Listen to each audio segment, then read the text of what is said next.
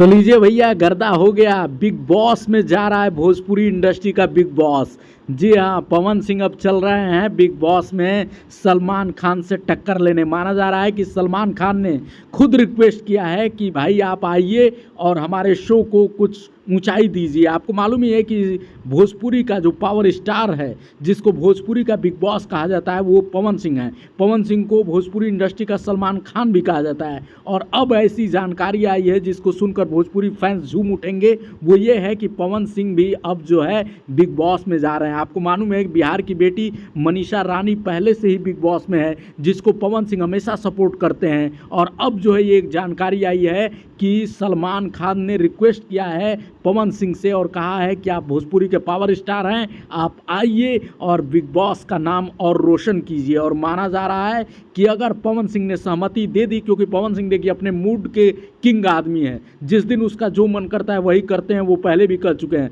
तो अगर उनका मन बन गया कि ठीक है भैया चलो बिग बॉस में चलते हैं, तो हो सकता है कि इस बार बिग बॉस में मज़ा आ जाएगा।